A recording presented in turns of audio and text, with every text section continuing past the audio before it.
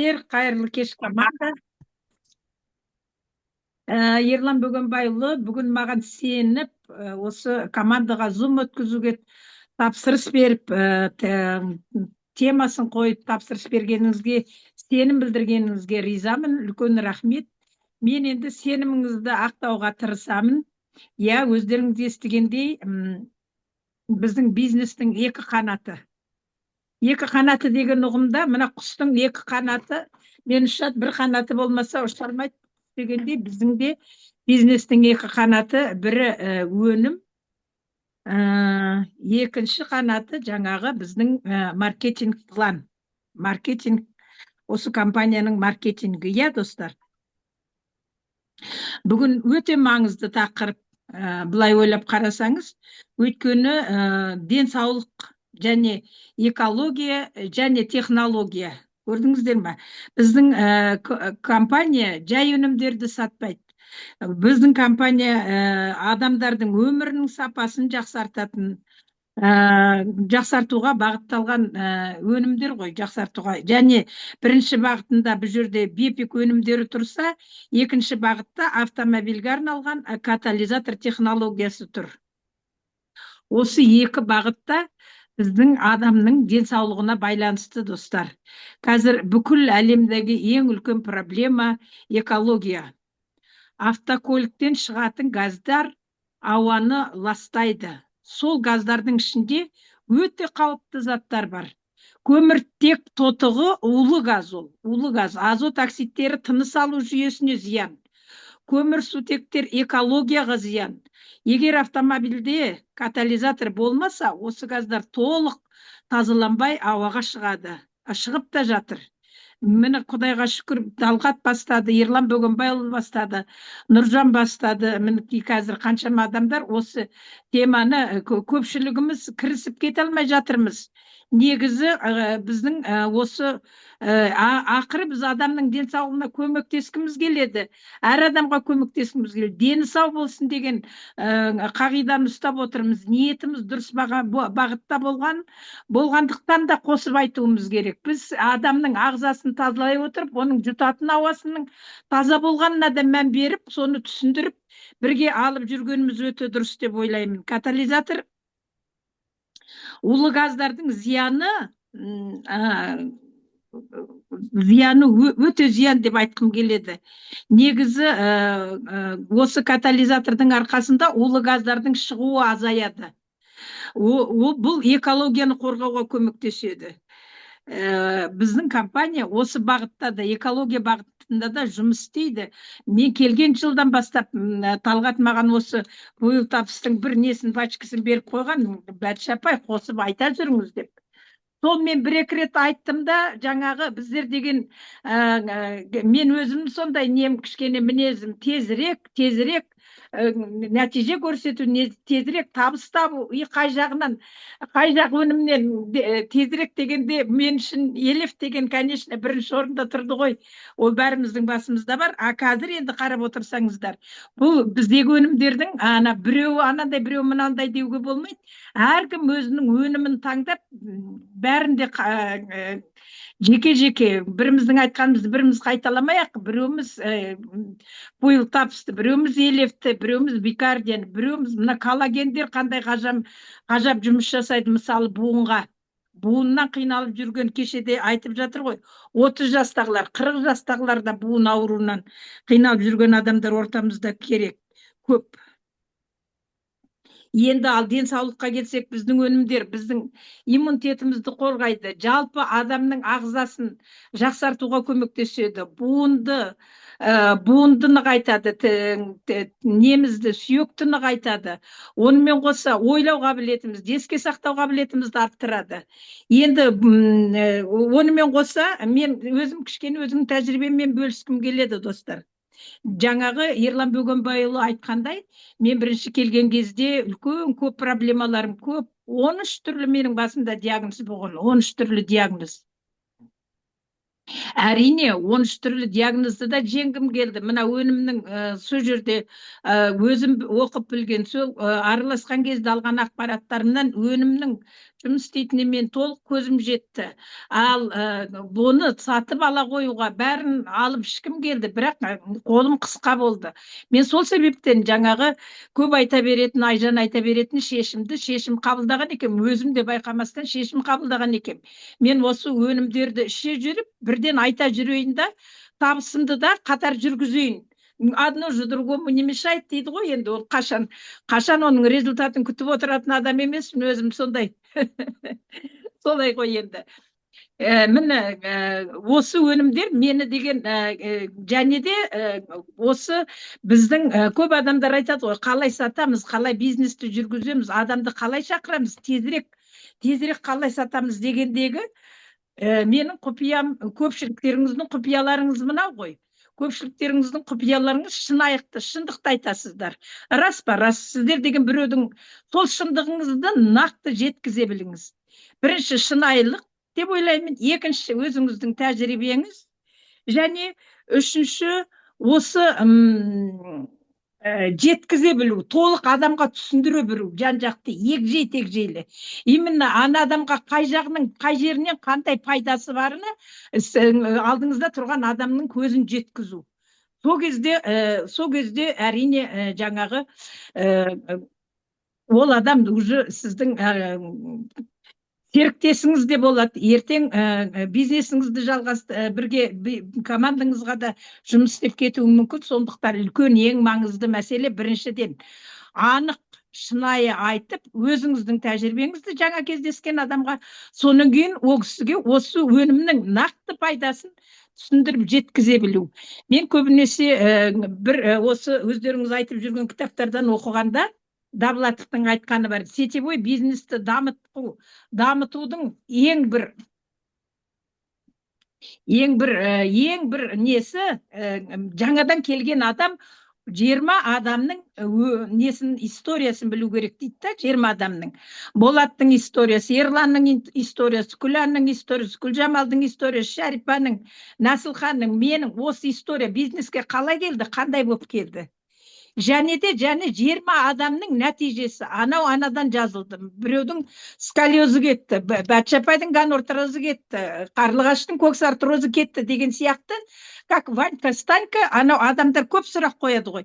Мынадан жазылама дегенде, сіз деген қазір мен деген біліп берейін деп, маған сондай видео жіберші деп қиналмауыңыз керек. Сіздер бірден я деп көзіне қарап, алдыңызда қарсы тұрған адамның көзіне қарап, я, көмектеседі, мынаған да көмектеседі, мынаған да көмектеседі деген жағдайда, себебі біздің өнімдер, барлық өнімдер 700 түрлі бойымыздағы кеселге көмектеседі. Қазір енді осы бизнесті жақсы жүргізіп жүрген өзімнің әріптестерімнің де мына жоғары трибунаға шыққаннан кейін аттарында атай кеткім келеді. Мысалы, Зәурештің командасында Гүлсім бар, Жанат бар,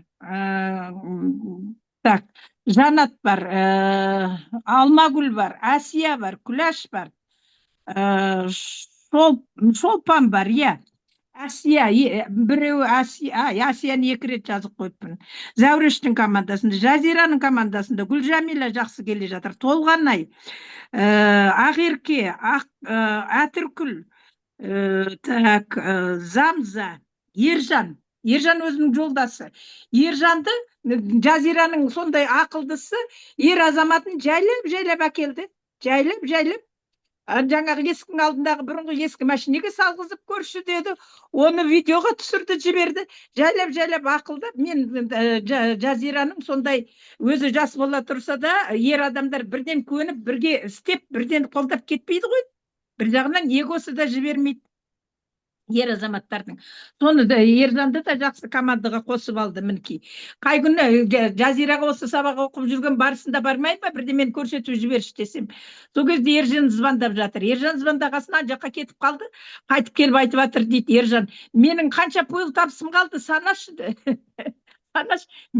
Мен де адамдар сұрап жатыр деп айтыпты.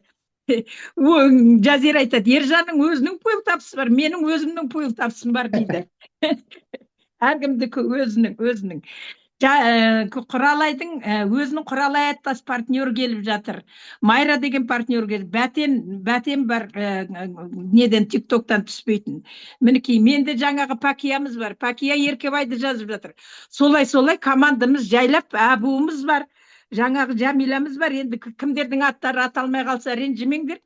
Мен деген өзіме сөз бергенге пайдаланып, сендердің де аттарыңды атап, жөндеріңді жөндеп, ризашылығымды білдіріп, әйелдерді, аналарды, жалпы бәріңіздерді, қыздарды, келіншектерді мейраммен де құттықтай кетейін, Наурыздың мейрамымен.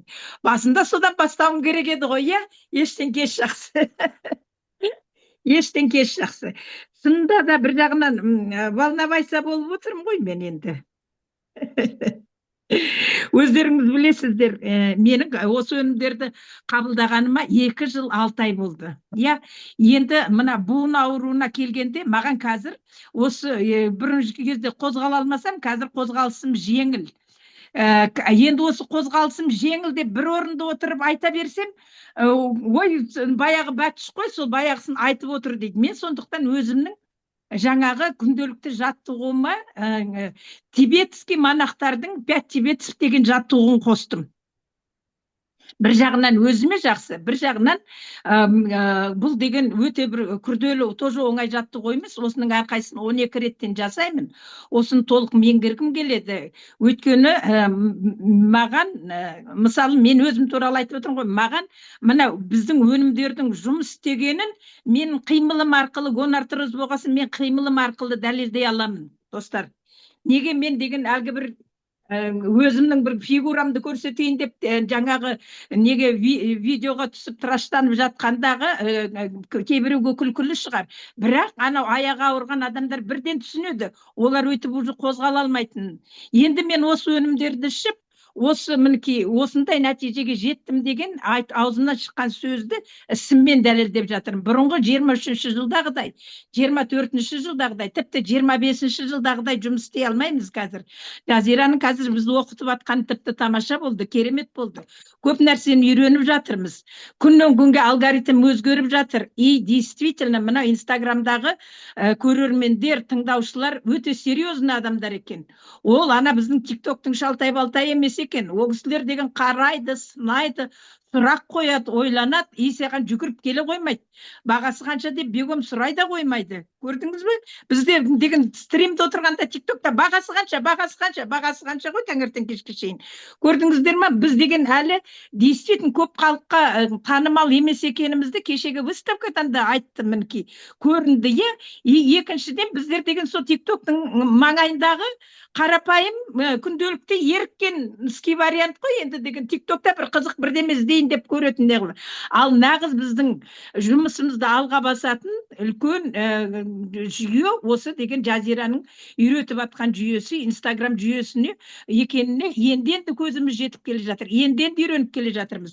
Себебі бұл жерде жүйелі, даже сенің өзіңнің ауруыңды, аузыңнан шыққан сөзіңді, қай жерің жазылған жүйелі дәлелдеп беруге, жаңағы бір карусель деген менің үйрене алмай жүрген дүнием өте бір тамаша екен. Өте бір тамаша екен. Мен енді ана өлген немене әлгі бір Джемини тағы бір демесін білмеймін, капкат арқылы әйтеуір түбінен, әйтеуір бір жерден шығарып жатырмын. Тоқтамай. Бара-бара, әлі жаспын ғой, бара-бара үйренем ғой. Енді біздің неміз жаңағы біздің мақсатымыз көмектесу. Біздің мақсатымыз мынау деген өзіміз көмектескен сайын өзіміз ләззат аламыз. Біз біреуге көмектескен сайын болса компания ақшасын да береді. Және өзіміз ана кісінің рахметін алған сайын көркейіп, бір қуанышты күйде боламыз. Соның бәрі осы біздің компанияның жаңағы керемет бір қанаты ғой енді өнімдер. Мына жерде менің нем қайда кетті деп қояйыншы. Ана арасында шпаргалкам бар ғой, достар. сонымды бір жеріне басып қалып шығара алмай отырған тұрмын ғой. Енді онда өзімнің білген тәжірибеммен айта берейін. Екінші біздің бизнестің қанаты ол маркетинг план. Маркетинг план деген бұл жердегі маркетинг планда быстрый бонус деген бар. Ол қазір мінекей шақырған адамыңнан сол моментінде алатын ақша. Ол нені білдіреді? Ол бірден мына жерде ақша бар деген сенімді білдіреді. Бірден сенің көңіліңді көтереді. Бірден сен мына компанияға бір адам шақыра қойып едің, уже табыс таптың. Соған уже қуанышпен көзің жетеді. Енді сол шақырған адамың біреу емес, бірнешеу, әрқайсысы осы сенің істегеніңді қайталай бастаса, сенің тармағыңда, сенің оң жақ тармағыңда да, сол жақ тармағыңда да адамдардың саны көбейе береді. Ең бірінші бастағанда мен Талғаттан сұраймын, мен қашан 2-де жабам, адамдар шақырып жатырмын. Талғат та Ерлан Бөгенбайұлы айтты, Бәтші апай тоқтамаңыз, шақыра беріңіз, оның бәрінің өзіне реті келеді деді. Тура айтқандай тура солай болды. Өзі жаймен ретін келтіреді екен. Бір әңгімесінде Талғат айтты, мен деген Ерлан Бөгенбайұлыға сызып беріңізші маркетинг планды, осыны қалай түсінемін, маған 2 сағат түсіндірген дейді. Сонда да қайтадан үйіне бардым да, қайта бара берем, сызып беріңізші деп едім. Ерлан Бөгенбайұлы 2-де 2, 3-те 3, 4-те 4-те бәрін сызып берді дағы, осылай 5-те 5-те сызды дейді. Осы қағазды алып кеттім да дейді, маңдайыма мына жерге іліп қойдым дейді. Мен не істедім? Мен Талғаттың сол сөзі маған болды, міне, ол деген қалай бизнес жүргіземін, не істеймін, маған көмектеспейсің, үйретпейсің бе деген мен ешқашан базалаған емеспін Талғатты. Сонысын ұқтым дағы, сол 5-те 5-те мен де сызып алдым. Талғат, между прочим, мынандай неменен телефонмен де сызып көрсетті. Міне сол демекші 2-де 2-ні жауып, 3-те 3-ті жауып, 4-те жауып, бұл жердегі жаңағы алатын ақшамыз быстрый бонустан басқа команда келген сайын бонус, жаңағы әр адамнан бонус түсіп отырды. Менің шақырған адамнан, глубинадан да бонус түсті. Мен енді 4 кошелектен ақша алам, қысқасы. Ерлан Бөгенбайұлының жаңағы Айжандардың жеткен 8 кошелекке мен әлі жеткенім жоқ. Құдай қаласа оғанда жетем деген арман да бар, тілек те бар. 4 кошелектегінің жаңағы біреуі быстрый бонус, екіншісі чека. Мен сатамдағы мынаның бағасы 38 мың деймін дағы, үстіндегі 3 мың 4 мың қағып алам. Бұл да менің ақшам ғой енді, ол деген ол да табыс. Оның кейінгі табысым жаңағы команданың бинарный табыс. Менің қайталап берген заказымнан тағы табыс. Оның кейін мен Зәурештен, Құралайдан, Жазирадан матч бонус дегенді аламын. Олар егер жаңағы $1000 тапса, компания маған $200 өзінің қалтасынан тарс еткізеді. Мен осы 4 кошелекті керемет жатқа білемін. Өйткені өзім содан алып, қолданып, мәз болып, қуанып жүрген адамдардың бірімін. Әрине, достар, бір монахқа келіпті, бір бизнесмен. Не істеймін, мен қоям ғой деймін. Олай да істеді, былай да істеді. Мына бизнесім жүрмейді, қалай жүргізуге болады? Қайтып жүргізсем екен? Наверное, тастаймын, не істеймін, маған деген ақылыңыз бар ма, айтшы десе, монах деген әлгі бизнесмен жігіт есік алдына шығарып, 2 ағашты көрсетіпті. Біреуі папоротник, біреуі бамбук. Сосын айтыпты, мен мына 2 ағаштың дәнін отырғыздым да, екеуіне бірдей су құйдым, екеуіне бірдей корм бердім. Келесі жылы папоротнигім қылтиып шыға бастады.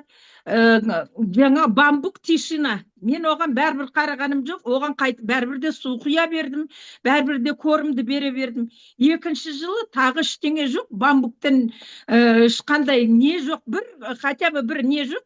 Ал жаңағы папоротнигім қаулап өсіп, немді әдемлеп келе жатыр. Сөйтіп 3-ші жылда папоротнигім өсе береді, а бамбугымдан жоқ, одан белгісіз. Менің тұқымым өсем өспейме білмеймін, бірақ мен өзімнің ісімді тоқтатқаным жоқ.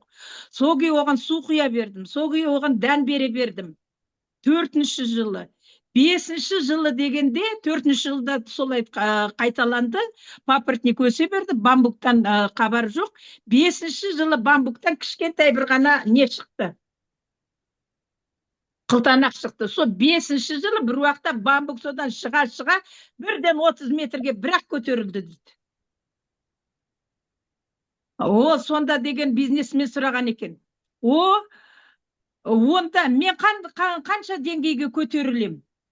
Мен қандай деңгейге, ұққан ғой енді, мен қандай деңгейге көтерілем деп сұраған екен. Сонда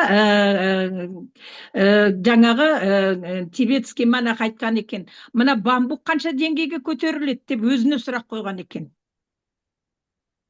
Сонда ол жаңағы бизнесмен айтқан екен, өзі қаншаға көтергісі келеді, бамбуктың қаншаға шамасы жетеді, сонша көтеріледі деп жауап берген екен дағы, өзінің жауабынан өзі қанағат алған екен.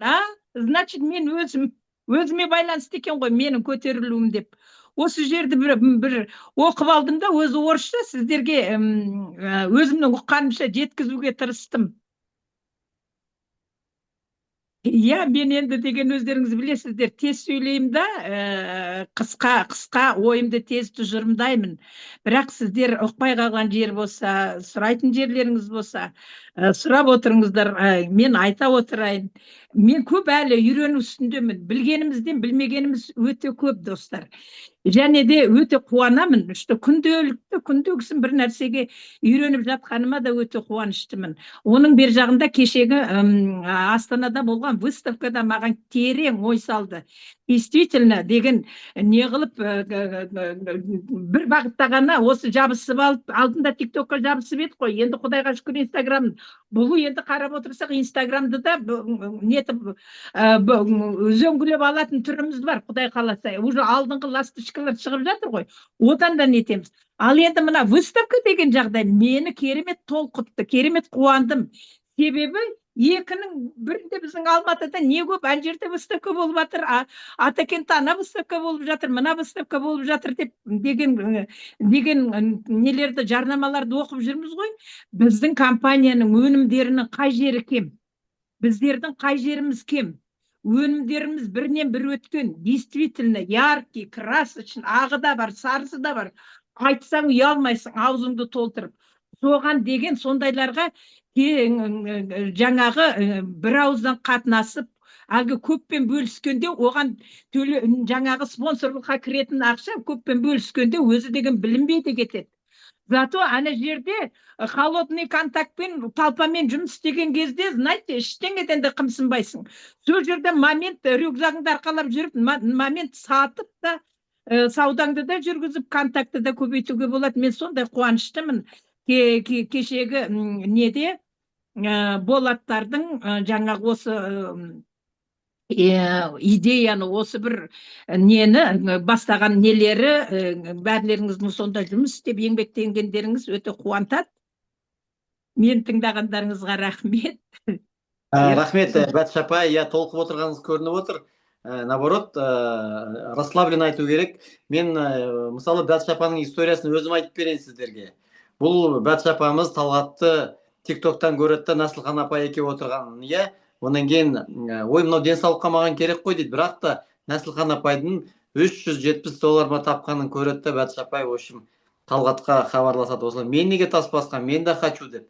Мен бірінші келгенде Бәтіш апайды көрдім, ақсаңда бәрең, в общем, әрең сүйреп өз-өзін күшпен алып келді неге. Осы біздің живой встречаға. Сол кезде Бәтіш апамыз, енді маркетингті айтамыз ғой, сразу айтты, мен ақша тапқым келеді, бірақ та маған, менде қазір 4000 теңге ақшам бар, давай мен Талғаттан 5 капсула сатып алайын ба деп, 5 капсуланы сатып алған. Солай ғой, Бәтіш апай?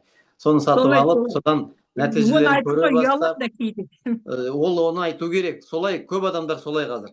Маған Fuel Taps'та көп жігіттер жазады, кейбіреулер айтады, менде қазір алатын ақшам жоқ болып тұр, артынан жайыра қалайық, бір таблетка алуға бола ма дейді. Мен бір таблетка сатпаймын дедім. Талғат айтты ғой маған, Талғат. Ерлан аға, осы бір таблетка сатқаннан пайдасы жоқ, ең жоқ дегенде 5 таблетка алу керек. Сол сияқты сіз енді неден нәтиже алдыңыз ғой, ары қарай бизнесті. Мен Бәтіш апаны айтайын дегенім сізге, похвала, бәріне де пример сияқты. Ол сіздің оқуға деген қабілетіңіз. Не то, что вот желание учиться. Мен помню, былтырлары кім жазира сабақ жүргізіп жатса, жоқ жазира емес, айжан сабақ жүргізіп жатса, кім сабақ жүргізіп жатса, біздің Рашида болсын, Бибигүл болсын, Болат болсын, мен жүргізсем сіз постоянно ручкамен отырып жазып отырасыз. Бүйтіп экранға кіріп отырасыз. Мен сол моменттерді помню. Енді біздің бизнеста айтады, у нас не бизнес продаж, у нас бизнес обучение, а продажи сами по себе придут деп. Продажа өзімен келеді. Оның енді дубликация деп айтамыз ғой. Дубликация деген нәрседен көбі қорқады. Түсінбейді. Дубликация деген менің наставнигім не істейді, соны мен жасаймын деп көрген. Бірінші орында тұратын ол обучение. Мысалы, Талғат менен обучение жасады ма? Батыш апай Талғаттан обучение жасады. Жәнегі несін бәрін схемасын сызып алды. Вот Батыш апайдың партнерлары Батыш апайдан сұраңыздар. Қалай мен 3-3 жабам, или 2-2-ні қалай жабам деп схемасын сызып берсін. Вот солай болады. И онан кейін жаңағы интернет неге келсек, шынымен де TikTok бізді өте керемет көтерді. 10 есе көтерді бізді. 10 есе көтерді. Бірақ та менің ойымша қазір TikTokты да тастамау керек. Мысалы, көбі ойлайды, Ерлан көбінде қазір Инстаграмға ауысып кетті. Мысалы, мен как наставник айтып отырмын да. Мысалы, көп Жазира ханым да қазір көп Инстаграмды үйретіп жатыр. Я Батыш апай да Инстаграмға көбірек мән беріп жатырмыз. Айжан да, я Райгүл да. Бірақ та былай ойлаймын мен. Мен өзім мақсатым қазір мен просто без ой, мынау стрельнет, не стрельнет демей, просто аламда Инстаграмға қоям, 1-2 күннен кейін дәл сол роликті неге қойып жатырмын. TikTokта тоже стреляет. TikTokта мен просто прямой эфирді айтам, бірақ та мен айтпаймын. Продукция туралы көрсетпеймін көп.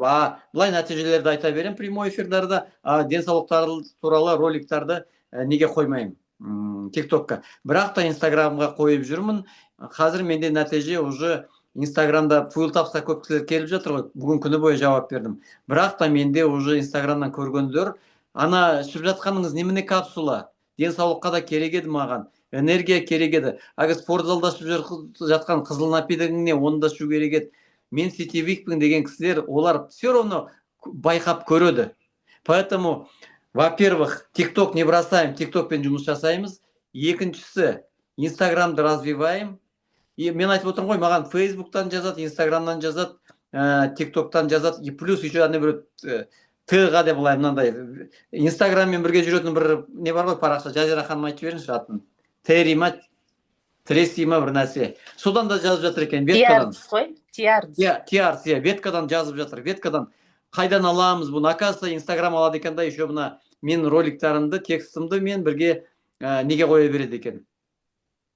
Инстаграмға қоя береді. Онан кейін менің ойымша, қазір мен қазақша ғана ролик жазып жүрмін. Енді орысша да қосам арасына фуилтапс туралы. Неге десеңіздер, екі тілде де керек, кейбіреулер бар. Мысалы, қазақша жақсы до конца. Корейстер бар, орыстар бар, жақсы қазақша түсінбейтіндер бар. Сол үшін біз мировой рынокқа шығу үшін жан-жақты болуымыз керек. Жан-жақты прямо просто кей кезде вниманиеміз, мысалы, Инстаграмға көбірек ауды ма, ничего страшного. Біз уже TikTokта профессионалмыз. О жақты попутно істей береміз. Бізге потоктың бәрі сол WhatsAppпен бізге, еще мен қазір фуилтапстан группа ашып қойдым. Бәрі потоктың бәрі бізге бір өзіміздің WhatsApp номерімізға келеді. Мен гарантия даю, сіздерге күні бойы уақыт жетпейді. Жетпейтіндей болады. Мен Жазира ханымды біліп тұрмын ғой, мен уже если бір ролик выстреливать етсе, бітті, артынан ілесіп келесіздерді кете береді, и онан кейін сол темамен продолжать ете берсе, вообще уақыт болмайды. Сол міне Батыш апаның темасына сай міне біздің екі қанатымыз бар. Біріншісі, ол біздің продукт. Неоценимый продукт. Фуилтапс бар. Обязательно. Фуилтапс, Б-кардио, ЛФ, Акселлер. То есть попутно екеуін бірге істеп алуға, какой-то бір өзіңіздің бір жолыңызды тауып алуға болады. Айжанды мен көрдім, ол мысалы фуилтапс несіне тоже көрсетіп жүр стористарында. Айжан фуилтапсқа не ашты ма, парақша ашты ма, фуилтапс деп. 4-5 ролигі бар ішінде өзі. Бірақ та ол стористарына жаңағы фуилтапс, ЛФ ішкенін, Б-кардио ішкенін, мысалы продукт өнім ішкенін таңертеңгісін көрсетіп отыр. Поэтому одно здесь связано другим. Маған бір сетевик крупный, бір сетевик жазады, Ерлан деп обрадовался, сен бепикті тастап кеттің бе? Что-то сен топливо продвигать етіп кепсің ғой деп. Мен айтым, это тот же биепик бізде. И похудениесі бар, и, пожалуйста, капли для похудения, и, пожалуйста, фуйлтапсы бар, и ЛВ бар деген үндемей қалды. Ойлап жүр ғой деймін, ах, анау басқа компания болса мен айтамын, ах, ты не выдержал деген сияқты. Достар, біздің компанияның перспективасы әлі алда. Біз айтып отырмын ғой, мына фуйлтапсы әлі 0,00000 миллионный 1%-тің миллионный проценті. Неде тоже так же. Енді выставкада айтып жатыр ғой, ЛФ-ті көп кісілер білмейді. Просто получается біз даже TikTok-тың ішінде бір определенный кругтан шыға алмай жүрміз. Инстаграмда определенный кругтан шыға алмай жүрміз. Поэтому бізге бәрі социальный сеттерді осваивать етіп, мына бір қанаты, мысалы, егерде бізде күшті өнім болса, екінші қанатын арасында бизнес туралы айту керек. Интрига арқылы продуктыға кіргізіп ап, и потом бизнесқа. И бизнесті айтып жүріп, продукциясы. Маған уже крупный сетевиктар жазып жүр. Енді олар просто мүмкін енді бұрын істеген компаниялар уже жазып, зерттеп, почему Ерлан анда да көрінеді, мында да көрінеді деп. Біз по-любому бізді қазір елдер наблюдают. И бір күні айтады, ой, мен сені бір жыл қарап едім, келем саған деп. Ондай мықты лидерлер келсе, бірақ ары қарай бір жыл чыдап істедік па, бір жылдан кейін мощный лидерлер келсе, бір ақ айда көтереді сіздерді бриллиантқа дейін, бір ақ айдың ішінде көтеріп тастайды. Мощный бір 3-4 лидер келсе, мен Бибигүлге бұрын, помнишь, Бибигүл айтатығым, Бибигүл серебро ғана жауап сөйтіп, золото анда-санда жауап жүрсің. Бибигүл чыдашы, бір күні как выстрелит, көресің өзің. Бибигүл сол кезде көне салады, я выстрелит болса жүре берем. Нормально деп. И выстреливать еткен кезде Бибигүлдің өзінде былай не болды ғой. Как это так деп. Просто поток кісіге қалды да бір моментте. Созревание кісілерде болады. Жәнегі Бәтші апайдың айтқан бамбугы сияқты. Сол үшін Бәтші апай, сізге үлкен рахмет. Рахмет. Достар, біз как спецназовец, спецсторонний болайық. И TikTok, и продукцияны көбірек ұшу керек, и фуйлтапсты айту керек, и Инстаграмға кіру керек, и TikTokқа кіру керек, и прямой эфир жүргізу керек. Насколько возможно. Мен өзім кайфую от того, что я выкладываюсь. Кайфую. Маған жай жатқан не катит, не нравится. Мен хочу добиваться, потом онан кейін барып, конечно, отдохнуть где-нибудь за рубежом. Мүмкіндік болып жатса, өзі жер шарында тыныштық болсын, самое главное. А так бар ғой, енді просто айтады ғой, движение это жизнь деп. Маған өзіме по кайфу. Движение жасап, онан кейін команданы көтеріп, давай сіздер үшін қуану. Қазір енді алдымызда үлкен мақсат тұр. Мына біздің Алматыдағы бизнес интенсивқа достар көп кісі шақырайық. Ер адамдарды шақырайық фуйлтапсқа. Көп қыздарды шақырайық.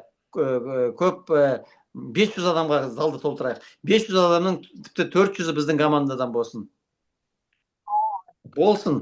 Сол Бәтші апай, молодец. Біздің бриллиантовый апашкамыз, бабушка на миллион. Сіздің жолыңызды бәріне берсін. Ары қарай бәрі бриллиант бола берсін. Тек каналға екі қанатымыз талмай, бізде продукты да, бизнес та алға қарай ұша берсін. Осы ұстаған бағытымыздан айырылмай, арға қарай көтеріле берейік. Бәтші апай, үлкен рахмет. Ал енді, кто хочет обратную связь, пожалуйста. Бәтші апай, рахмет сізге. Сізге қарап бар ғой, прямо күнді бірдеңе, жаңа бірдеңе білу керекпін, күнді жаңа бірдеңе білу керекпін деп, сондай сізге білімге деген ұштарсыз. Сол қасиетіңіз өте ұнайды маған. Постоянно жаңа бірдеңе білу керекпін. Бірдеңе білсек, соны үйрену керекпін, соны іске асыру керекпін деген, сондай сізде бір жақсы қасиет бар. Жаңа выставканы айтып жатырсыз, только кеше ғана естідіңіз, сол выставканы енді іске асыру керек деп. Молодецсіз сіз. Енді жазираға промоушн жасап қойдыңыз. Мен айтып жатырмын, жазираға жазылу керек, үйрену керек деп. Бірінші потогынан қалған. Рахмет сізге. Зеленый бриллиант болыңыз. Рахмет. Рахмет, Бибигүл, рахмет. Рахмет, Бәтші апай. Сізге үлкен рахмет. Міне Жазира ханымды алып келдіңіз бізге. Сіз арқылы бізге мынандай мықты оқытушымыз келді. Дәл керек кезінде өзі бір немелер керек болады екен. Мен негізі Инстаграмда ойлап жүргем, қалай жүргізсем болады деп әлгі. Қалай бастасам болады деп ойлап жүрген кезде, міне как раз Жазира ханымның видеосынан кейін өзі решение келеді дейді ғой, запрос жіберсең. Сол решение міне Жазира ханым арқылы Алла тағала жіберді деп ойлаймын. Сондықтан ал ол Батыш апай келмесе біз Жазира ханымды білмес едік, иә. Ал Жазира ханымды Талғатты көрмесе келмес еді. Сондықтан бәрі бір-бірімен байланысып тұрады. Өз өмірде 3 кезең болады екен. Негізгі осы бизнеске келгенде ең бірінші кезең сосы келемеш күлкі кезеңі дейді. Жаңадан бастаған кезде қорқынышта анау күледі, мынау күледі, не айтам, не істеймін деген қорқыныш кезеңі болады. Одан кейін бақылау кезеңі дейді. Сізді жан-жақтан кісілер бақылай бастайды.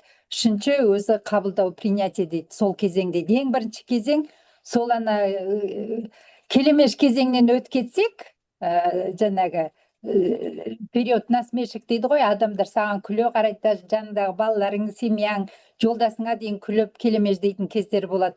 Сол периодтан өткетсе, арғы екі кезеңді өту оңай дейді. Сондықтан Батыш апай, сіз неменеңізге қарамай позитивті әлгі үйренуші неменесінде қалай айтады, ученик ретінде сіз жақсы информацияны қабылдадыңыз, өзіңізді әлгі қазақшам жетпей жатыр деп қояйыншы, орыс оққам ғой деп.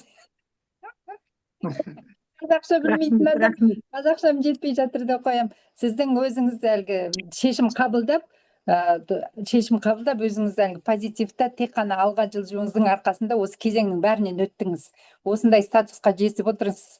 Сізі командаңызға немене беріп отырсыз, энергия беріп отырсыз. Вот сондықтан не только командаңыз, бүкіл біздің командаға беріп отырсыз. Сіздің позитивтік энергияңыздың өсе берсін, үлкен жетістікке жетіңіз, командаңыздан мықты бриллианттар өсіріңіз, өзіңіз сияқты жарқыраған.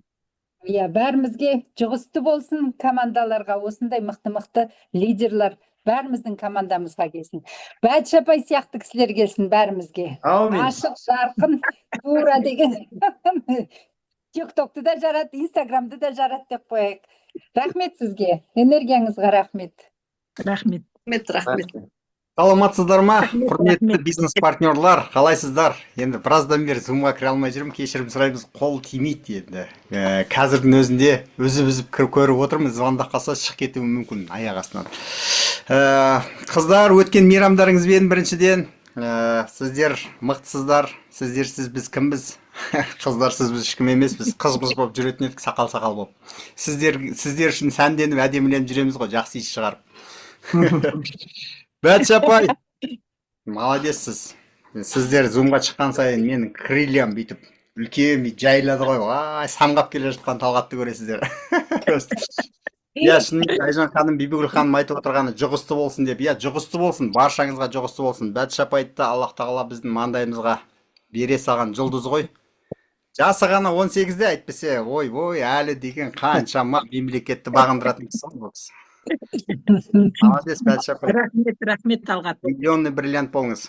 Ерлан ағаға рахмет өстіп, жаңағы партнерларымызды біріне шығарып, зумға шығарып.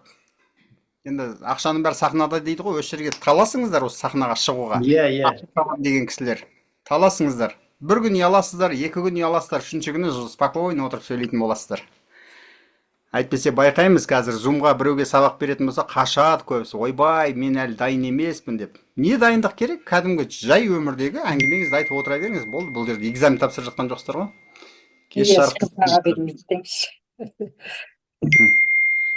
Ассалаумағалейкум. Маған жазып жатыр. Жақсы Талғат тоже, рахмет. Рахмет сіздерге. Айта беріңіздер, мен запись тоқтатып қояйын.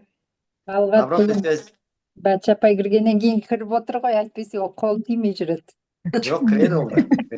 Обучение в первую очередь. Менде де кісілер жазып жатыр, обучение в первую очередь. Бір-бірімізден энергия аламыз. Мейрамдарыңыз құтты болсын, әдемі қыздарымыз. Мен наставнигімді көрдім. Әйтеуір қарасаң, наставнигім мына жаққа ұшып кетеді, мына жаққа. Ерлан, мен у тебя единственное по твоей линии даже. Напрямую мой. Ну ты не переживай, за мной Батыш хорошо следит. TikTok'қа кірсем, жұмысқа шық. Я говорю, Батыш, мен азанда 7-де шыққанмын, 2 сағат отырдым, все нормально. Отчет осы қызге берем. Бағана қайтадан кетпасам, Гүлнар жұмысқа шық дейді. Ойбай дедім осы. Так что я под хорошим этим надзором. Я вот Батыш хорошо знаю. Вообще у всех рост пошел. За 3 года, которые я прошла, у всех рост пошел. Как они вкусно говорят, как они преподносят. Раньше Айжан, Бибигуль, тогда Света, Ерлан, да. А сейчас уже вот за 3 года очень хорошую школу все прошли. Очень хорошую школу прошли. Мен де кейбір кезде үйде бір нәрсе айтсам тоқтамай қаламын. Айналайын, зумға, ана неге тиктокқа баршы дейді. Өйткені уже наработано. Поэтому Батюш очень высший сегодня класс показал. Я очень внимательно сізді тыңдадым. Очень много работы провели, конечно, да. Я вообще восхищаюсь вами, в самом деле. Это мен уже ойлағам пенсия аштым, құрсын тиыш отырайыншы деп. Тиыштық болмайды, тиыштық мне не снится. Батюш пока меня под контроль взяла, поэтому удачи, Батюш, я в вас не сомневаюсь. У вас сильная, хорошая команда. Бізге де жұғысты болсын, но мы над этим работаем, У каждого свой путь. У меня тоже этот путь потихонечку идет, Құдайға шүкір. Но я верна этой компании, никуда отсюда не уйду. Бәрі есіктен жауып бара жатқанда мен есікті ұстап тұрамын. Не закрывайте пока Бэпик деп. Поэтому очень люблю Бэпик. Бәрлеріңізге здоровья, счастья, благополучия. Рахмет. Рахмет. Батшапа, киттарық. Ал енді, Батшапа, енді сізге енді көп рахмет. Бүгінгі зумды күшті өткіздіңіз. Енді біздің наставниктерімізге рахмет. Сізді әлсін алып шығып, зум өткіздіңіз деп сізге предложение жасап жатқан. Каждый раз сіз әйтеуір бір теманы жақсылап алып шығасыз. Бүгінгі темаңыз да күшті болды. Сіздің артыңыздан ерген партнеріңіз Жазира ханым, жаңағы бірінші потогынан бәрімізді қалып қоймыз, аузымызды аңқиып отқанда ше жаңағы. Но екінші потогына бұйырса кіреміз. Енді сіздің өзіңіздің наставнигіңіз Талғат мырза, енді ол кісі лидер ғой, енді күшті, керемет. Сондай лидерлеріміз көбейе берсін. Сіздердің артыңыздан біздерді осы бриллиантты жабуға Аллахым нәсіп етсін. Ханымдар, барлықтарыңызды кешегі өткен 8 март халықаралық әйелдер күнімен құттықтаймын. Біздің бейбіт компания өсе берсін. Кешегі болған выставка чего стоит, да, мысалға. Сол выставканы көргенде мен деген аш деген қуанып мәз болдым ғой ше жаңағы. Біздің компания деген выставкаде жүр деп ше жаңағы. Еще спонсор Бепик компаниясының жаңағы лидері Болат Таматаев жаңағы спонсировать етіп жатыр деп. Соның бастамасымен бүкіл осы біздің компанияның барлығы да қосылып, осы күшті поддержка беріп, қандай күні өткізіп. Енді қалған уақытта осы компания Нұржан, үлкейе берсін, бриллианттар жаңбырша жауа берсін ше жаңағы. Рахмет көп. Рахмет. Рахмет.